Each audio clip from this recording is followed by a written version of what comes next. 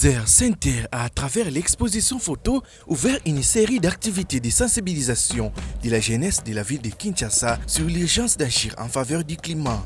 Sous les thèmes « Notre terre, notre richesse, notre avenir », cette expo photo organisée du 22 juin au 15 juillet était conçue du travail des journalistes de différents médias de la République démocratique du Congo.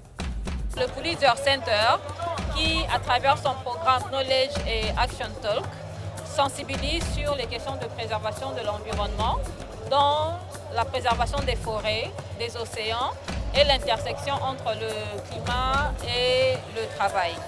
Et pour cette exposition, nous avons choisi 9 reportages produits par des journalistes qui étaient financés par le Pulitzer Center pour exposer les photos et des textes sur les défis environnementaux auxquels font face les communautés dans notre pays.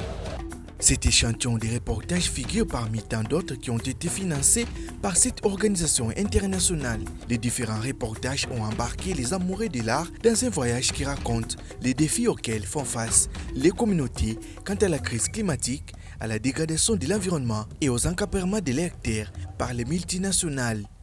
Nous avons vraiment été ravis de porter haute la voix de ces populations-là. Environews RDC est en quelque sorte venu à la rescousse de cette population-là en racontant son histoire. Et ça grâce à l'appui de Pulitzer Center. Et nous avons vraiment été ravis de porter haute la voix de ces populations-là. Le musée national de la RDC se vit défiler par plusieurs visiteurs venus des 4 coins de la capitale congolaise Kinshasa. Le centre d'intérêt pour la réussite de la divulgation des informations pour cette grande sensibilisation était nous les jeunes. Donc en réalité, nous sommes venus ici pour être équipés des informations que qu'ils ont recueillies dans le province par rapport à l'environnement, ce qui fait problème pour que nous aussi à notre niveau, nous ayons la capacité de relayer à la communauté qui nous entoure. J'ai compris des nouveautés parce que la science nous a enseigné autre chose en ce qui concerne le lac Édouard, mais à travers vos reportages, à travers vos recherches, j'ai pu apprendre qu'il y a une certaine rareté au niveau des poissons. Les tableaux sombres sur l'environnement congolais présentés sur ces feuilles en métal ont été interpellatifs, avouent ces étudiants.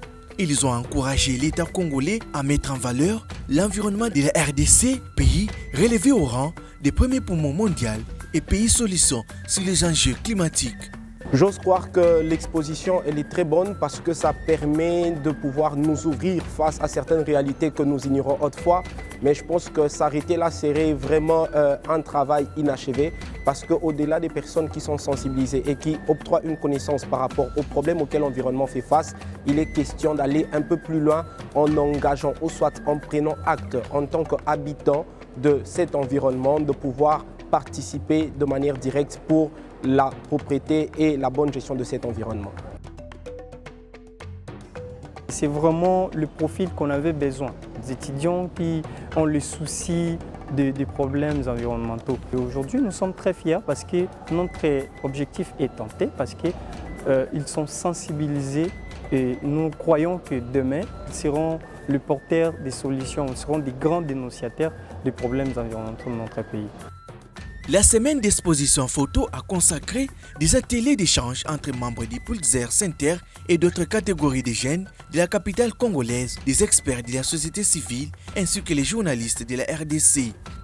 Nous avons eu à échanger avec les jeunes présents sur des questions environnementales et particulièrement sur l'intégration ou l'implication de la jeunesse dans la gestion des ressources naturelles. Et nous avons senti que beaucoup de jeunes ont des idées, mais ils ne savent pas comment les mettre en pratique. Alors, nous avons passé vraiment un moment des échanges très fructueux. Nous avons partagé notre petite expérience avec la jeunesse et à son tour, la jeunesse a pu nous partager également ces quelques connaissances parce que nous nous sommes toujours dit que tout le monde a quelque chose de plus à apporter à la société. Ces échanges riches en couleurs ont permis de recueillir les témoignages et expériences des panélistes. Ces notions serviront pour modèle à ces jeunes sensibilisés, renseignent les sensibilisateurs. on a pu partager notre expérience sur la participation de la jeunesse, comment est-ce que nous autres, on a pu commencer et ce qu'on a pu avoir comme obstacle et comment on a pu surmonter ça.